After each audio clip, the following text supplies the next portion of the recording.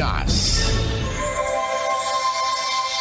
Ayasak Di Kabenguetan. Programa binukel iti Department of Education, Division of Benguet, tapno agtultuloy nga maipaayan ti adal, dagiti patpatgen ken dungdungwen tayo nga anak, nga agbasbasa, uray ita agdama a pandemya.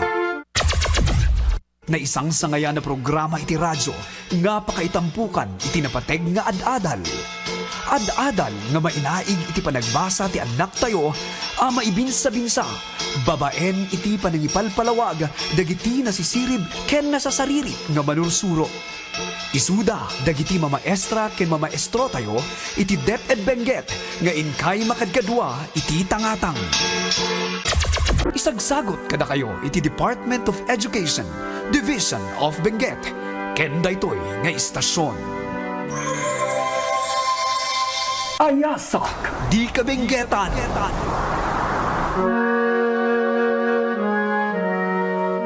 Good morning. I am Teacher Cherry Ann Angyo. Today, we will be learning some rules in subject-verb agreement. Your mastery of these rules helps you develop your oral and written communication skills. This module has different activities that will help you understand the lesson. I am the author of this module, and Jennifer Farayang is illustrator. After the lesson, you are expected to master the desired competency and to achieve the following learning objectives. First, identify and master some basic rules on subject-verb agreement. Second, construct correct sentences applying the rules on subject-verb agreement. And third, appreciate the importance of mastering the rules on subject-verb agreement in improving your skills in oral and written communication. In our previous lessons, you have been reminded how to form the singular and plural forms of verbs and nouns. Also, you have learned the basic rule in subject-verb agreement, which is singular subject requires singular verb and plural subject requires plural verb. To introduce the additional subject-verb agreement rules, here is a story for you to answer. You're going to provide the missing verbs on the blanks to complete the thought of the story. You may have 20 minutes for the activity. Okay, are you done answering the activity? Now we're going to discuss it. In the first three sentences, what are our subjects? Are they singular or plural? Correct. The subject Lolo Juan in the first sentence and he in the second sentence are singular. Thus, they require a singular verb. Meanwhile, the subject children on the third sentence is plural. Thus, it requires a plural verb.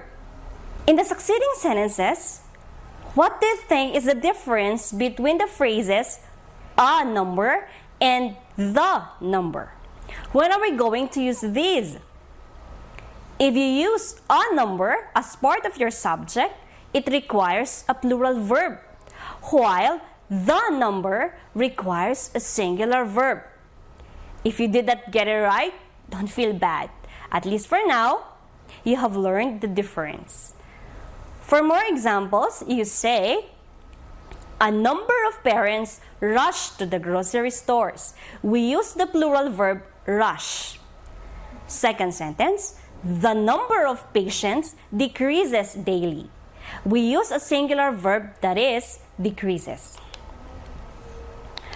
Moving on, when indefinite pronouns are used as subjects, take note there are singular indefinite pronouns. These include each, everyone, everything, everybody, someone, somebody, something, nobody, nothing, neither, either. While there are plural indefinite pronouns like many, few, both, some, several. The number of the verb agrees with the number of the subject. Take a look at the following sentences. Somebody has an answer to the problem. Somebody is a singular indefinite pronoun, so the verb is has, also singular. Few attend the party, second sentence. Few is plural, indefinite pronoun, so the verb is also plural, attend. When we use fractions as part of our subject, does the verb depends on the object of the of phrase? Yes, you're right. The number of the verb depends on the object of the of phrase. Let's study the following sentences. 1/2 of the land was planted with corn. Second sentence, 3/4 of the houses were burned. 1/3 of the members run for presidency. In the first sentence, the object of the of phrase, which is land, is singular. Thus, the verb should also be singular. While in the second and third sentences, the objects of the of phrase are plural, houses and members. Thus, the verbs are also plural. Let's continue. What is the difference of there is and there are? The phrase there is should be followed by a singular noun, and the phrase there are should be followed by a plural noun. Here are more examples. There is a visitor waiting for you at the lobby. There are visitors waiting for you at the lobby. There is a machine being used in the room. There are machines being used in the room. Moving on. When two subjects are joined by or nor, the verb agrees to which subject? The verb agrees with the nearer subject. For example, either Noah or his brothers are going to the beach. What are the two subjects? Correct. Noah and his brothers. Now, is the verb are going correct? Yes, because the nearest subject to the verb is his brothers. The subject, his brothers, is plural, so the verb should also be plural.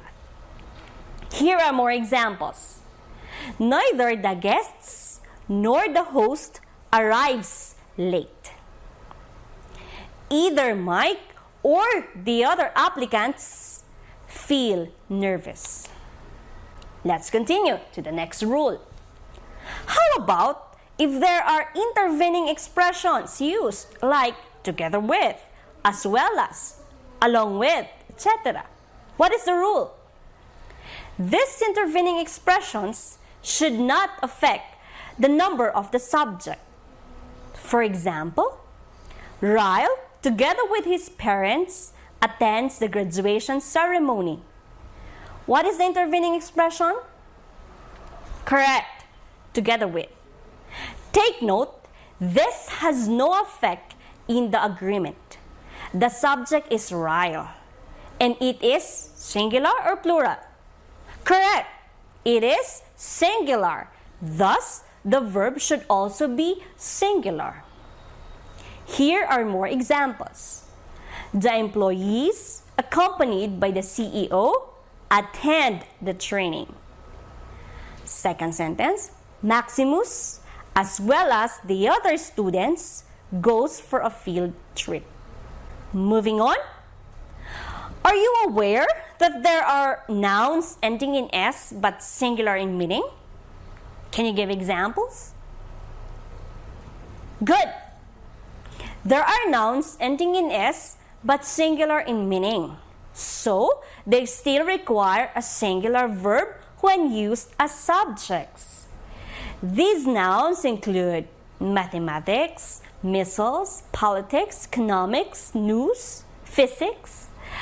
So, if you use them in sentences, you say, the news makes me excited.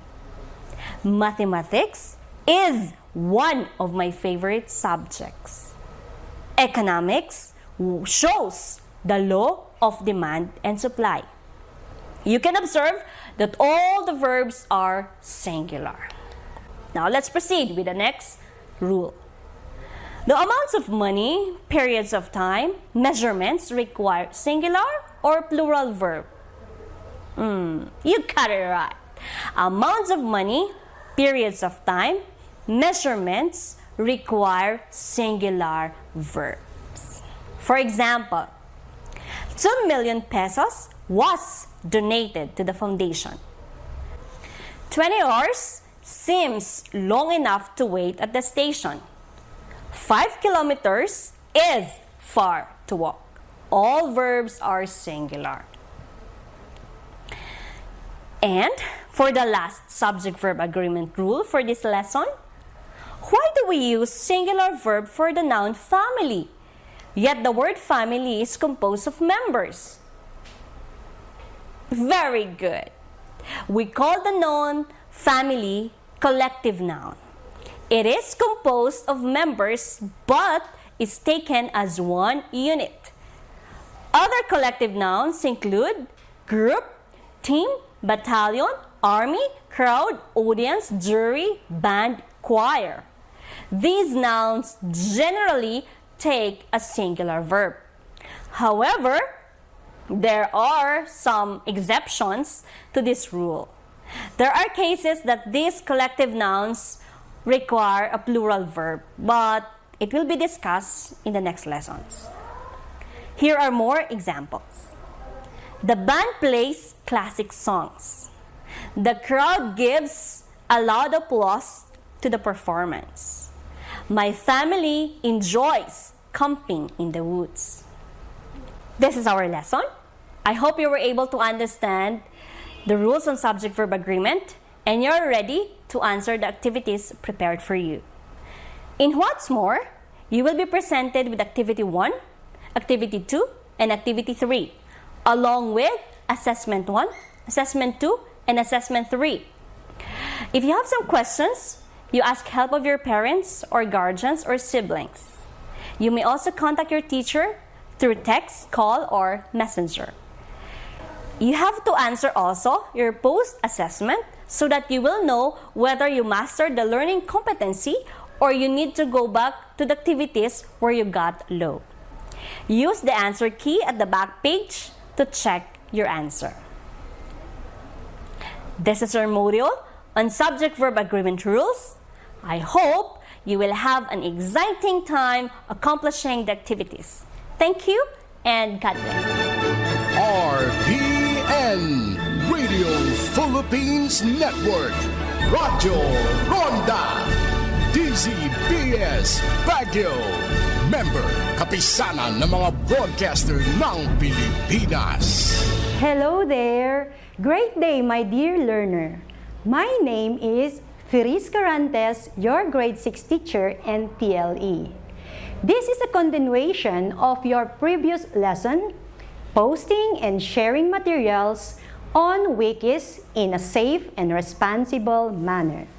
This time, we are going to learn or explore the lesson, posting and sharing materials on blog in a safe and responsible manner. This module takes you through a learning experience of exploration and discovery while you learn about the meaning of blog.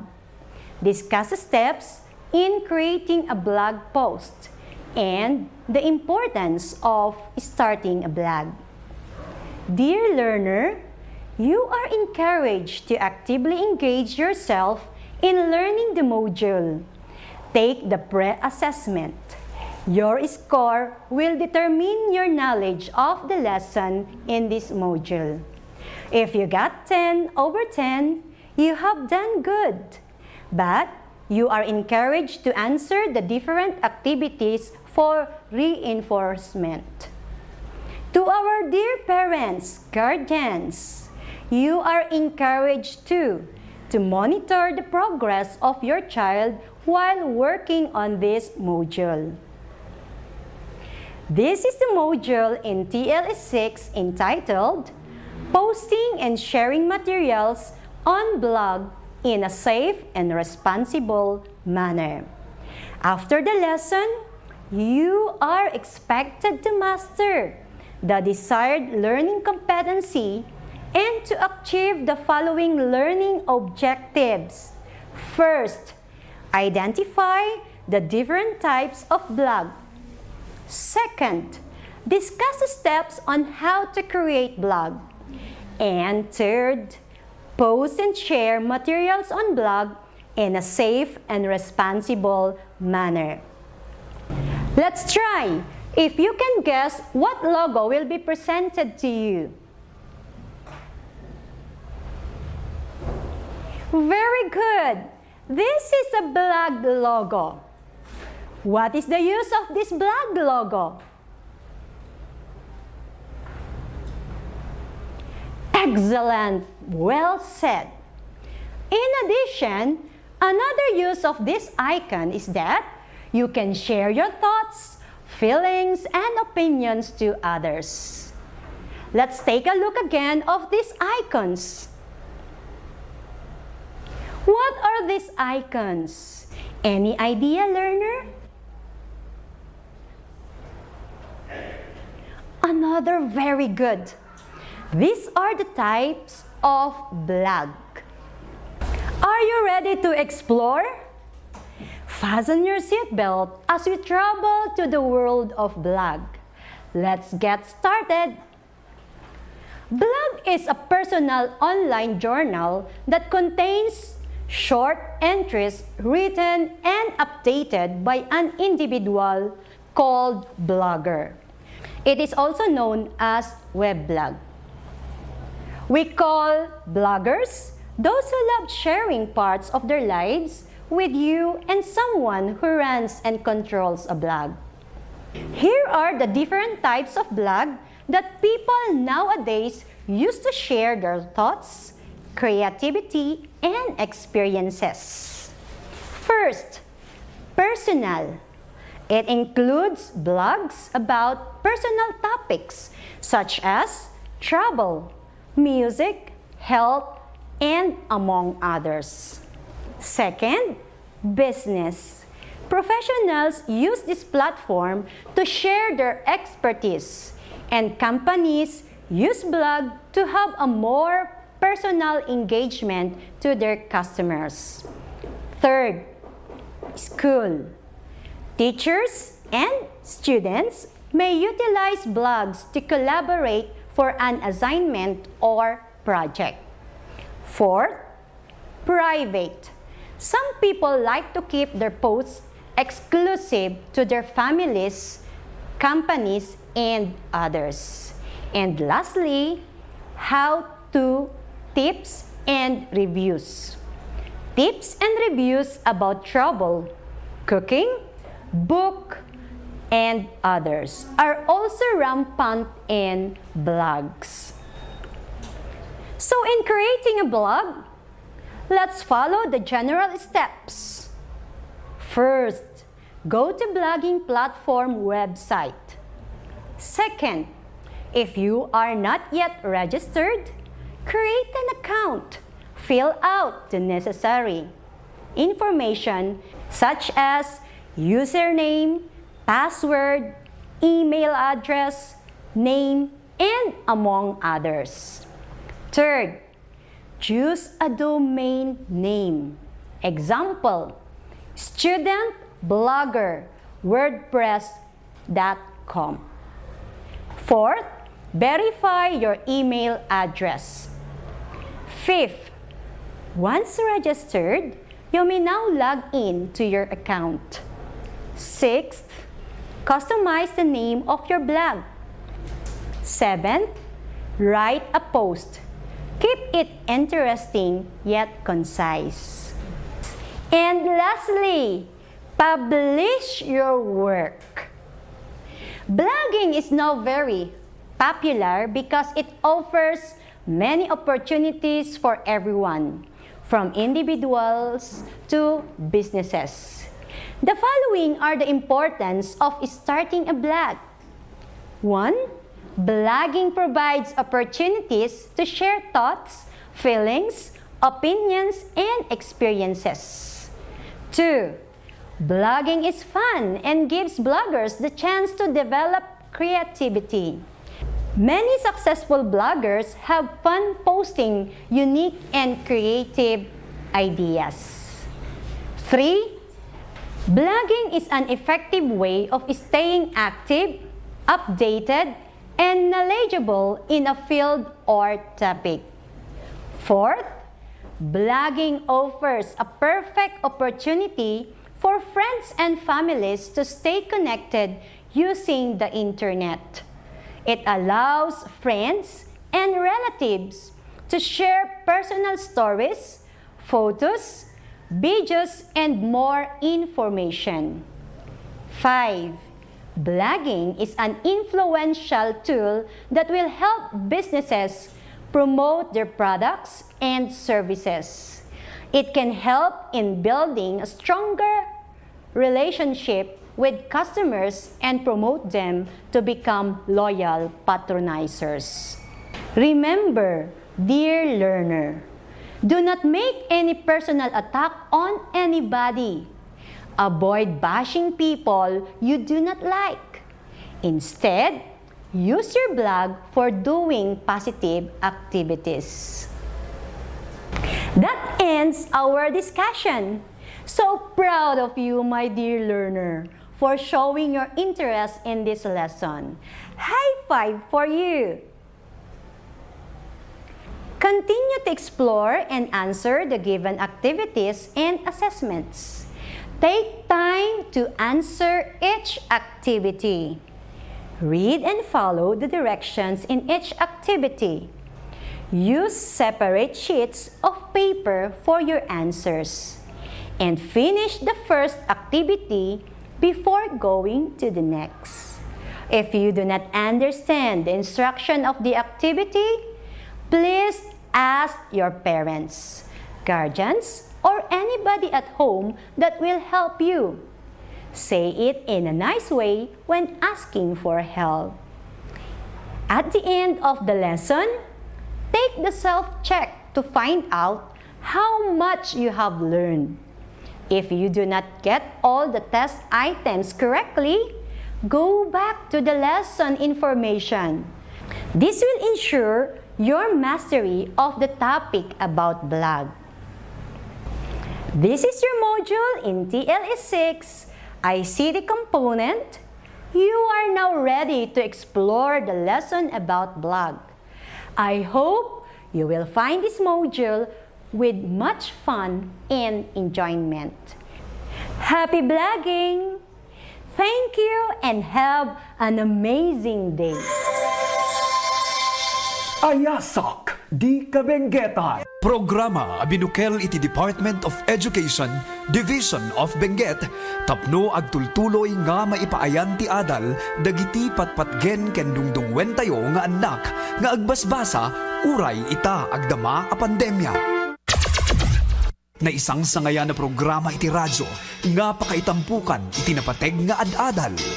Ad-adal nga mainaig iti panagbasa ti anak tayo, maibinsa-binsa, babaen iti panangipalpalawag, dagiti nasisirib ken nasasariri nga manursuro. Isuda, dagiti mamaestra ken mamaestro tayo, iti DEPEd Benguet, nga inkay makadkadwa iti tangatang. Isagsagot kada kayo iti Department of Education, Division of Benguet, ken daytoy nga istasyon. Ayasak Di Kabenguetan.